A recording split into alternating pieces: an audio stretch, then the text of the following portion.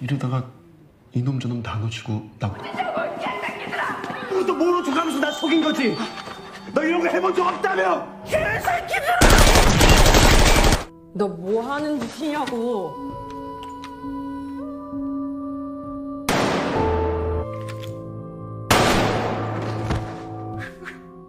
괜찮아.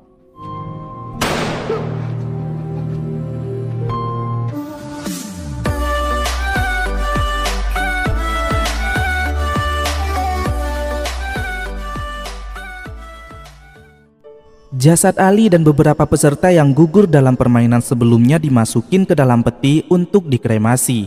Frontman menyuruh para kru untuk segera menangkap penyusupnya karena sebentar lagi tamu VIP akan segera tiba untuk menyaksikan permainannya secara langsung.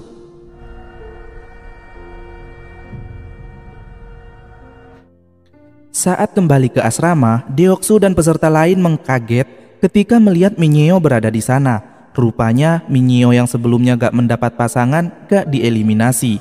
Frontman beranggapan gak adil jika orang yang dikucilkan dalam permainan dieliminasi, sehingga kini tersisa 17 peserta. Frontman kembali mendapati telepon dan ia curiga jika penyusup sudah memasuki ruangannya karena mendapati letak gagang teleponnya berubah.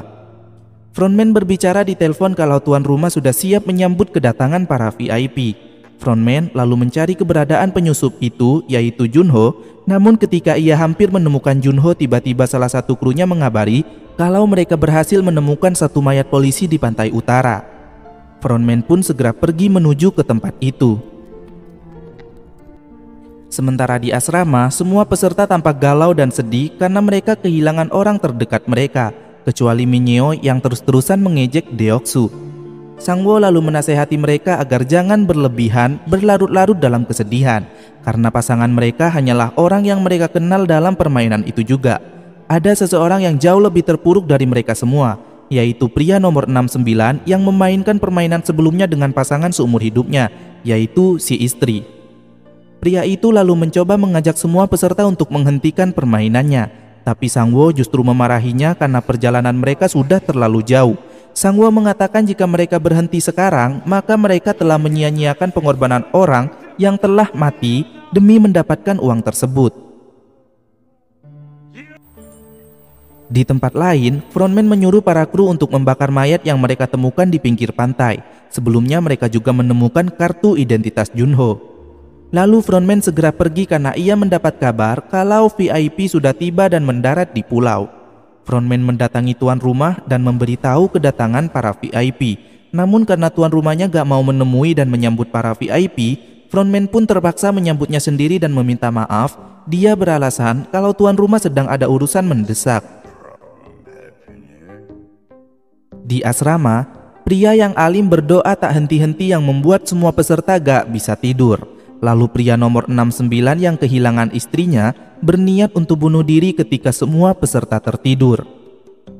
Salah satu VIP dalam perjalanan ke kamarnya merasa kesal karena melihat tayangan di monitor, sebab ia telah bertaruh $1 juta pada pria bernomor 69 itu.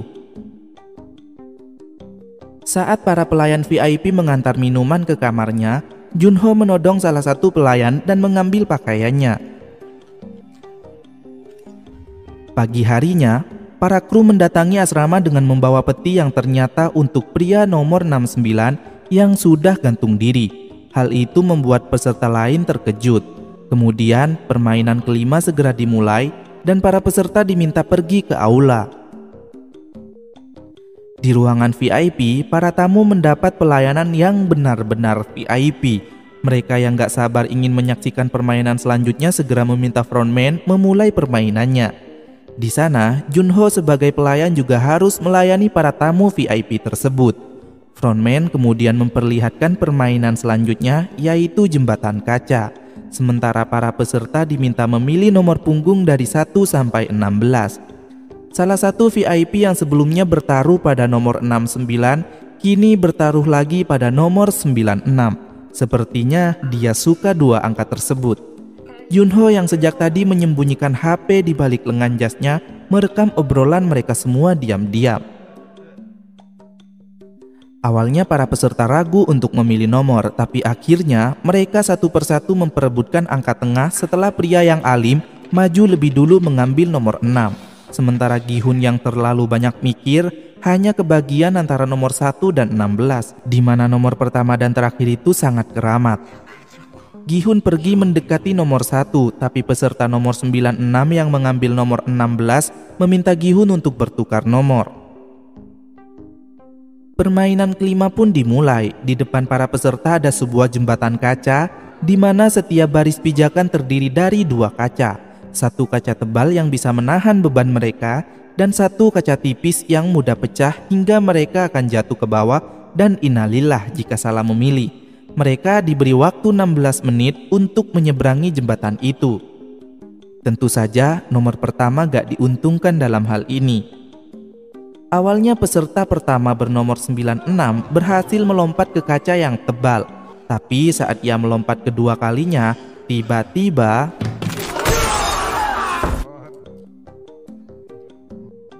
sementara itu, tamu VIP gak menyadari kalau peserta nomor 96 yang ia pertaruhkan sudah koit. Dia ternyata sakne melihat mata Junho yang indah yang sudah dia suruh duduk di sampingnya.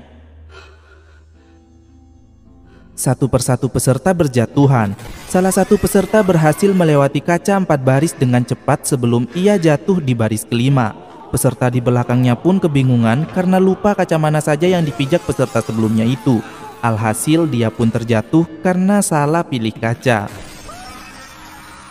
Tamu VIP yang di dekat Junho meminta Junho melepas topengnya. Namun karena Junho gak bisa melepas topengnya di sana karena frontman akan marah, dia pun meminta tamu itu membawanya ke ruangan lain yang sepi. Peserta yang alim malah duduk santuy sambil berdoa mengulur waktu. Peserta di belakangnya pun teriak agar ia segera memilih kaca. Namun pria itu malah menceramahinya. Pria di belakangnya pun hendak mendorongnya, tapi malah dia sendiri yang jatuh ke bawah karena didorong oleh si pria alim itu. Alim-alim tapi kejam juga nih orang. Pria di belakangnya lagi akhirnya berhasil mendorong si pria alim tapi psikopat itu. Gi-hun sendiri yang sudah mulai akan memijak kaca pertama mulai gak fokus dan lupa kaca mana yang akan dia pijak. Sebyok pun membantu dia supaya memijak kaca yang kiri. Ketika giliran Deoksu yang berada di depan, ia gak mau memilih kaca dan menunjukkan jalan bagi peserta di belakangnya. Deoksu pun memilih untuk berdiam diri biar mereka mati bersama. Sementara itu, tamu VIP membawa Junho ke kamarnya. Dia menyuruh Junho melepas topeng dan sangat kagum karena ternyata wajah Junho good looking, sesuai ekspektasi dari matanya yang indah. Dia yang sakne lalu membuka baju dan menyuruh Junho untuk menghap itunya. Junho pun pura-pura mau dan saat itunya mendekat, Junho langsung mencengkram telur puyuhnya hingga tamu VIP itu merasa kengiluan. Junho kemudian menyalakan kamera dan meminta si tamu VIP untuk menceritakan apa saja yang dia ketahui tentang permainan itu. Di arena permainan, Deoksu masih terus berdiam diri, namun Minyeo yang merasa muak sekaligus menaruh dendam pada Deoksu karena telah mengkhianatinya di permainan tarik tambang, akhirnya dia mendorong orang di depannya dan maju mendekati Deoksu. Dia lalu mengejek Deoksu pengecut. Tubuhnya besar, tapi nyali bahkan titiknya sangat kecil. Minyeo lalu berkata akan maju lebih dulu, namun tiba-tiba dia memeluk Deoksu dengan erat dan memilih terjun bunuh diri bersama Deoksu. Di ruangan VIP, frontman yang menyadari tamunya tak kunjung kembali menyuruh para kru untuk memeriksa kamarnya. Sementara di arena permainan, peserta di depan Sangwoo ternyata bisa membedakan kaca kuat dan rapuh lewat pantulan cahaya dan juga suaranya, karena ia sudah 30 tahun bekerja di pabrik kaca. Namun karena peserta itu terus berhasil melewati kaca itu sampai tiba di kaca terakhir, permainan jadi gak menarik dan para VIP protes pada frontman. Frontman pun akhirnya mematikan lampu di arena permainan hingga pria itu gak bisa membedakannya. Sementara kru memeriksa kamar tamu VIP yang tak kunjung kembali itu dan melaporkan pada frontman kalau tamu itu pingsan. Frontman yang menyadari kalau penyusup itu pasti kabur lewat jalan darurat khusus VIP segera menghubungi krunya. Kita kembali ke arena permainan. Dalam keadaan terdesak dan waktu yang sisa semenit lagi, Gi-hun memberikan satu kelereng yang sempat ia kantongi agar pria itu bisa membedakan kaca tebal dan rapuh. Namun karena pria itu mengatakan ia butuh satu benda lagi, Sang-woo akhirnya terpaksa mendorong pria itu karena waktunya hampir habis. Sang-woo, Sebyok, dan Gi-hun pun berhasil menyelesaikan permainan. Tiba-tiba, sisa-sisa kaca di jembatan itu meledak dan serpihannya melukai mereka. Para kru mengejar Junho dan menyadari satu peralatan menyelamnya hilang. Mereka pun mempersiapkan perahu untuk melacak keberadaan Junho. Junho sendiri ternyata berhasil berenang. Ia menuju tepian pulau.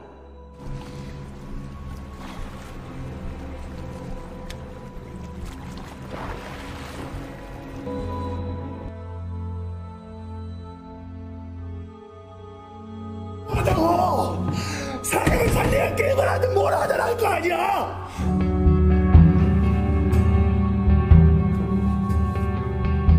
사랑아,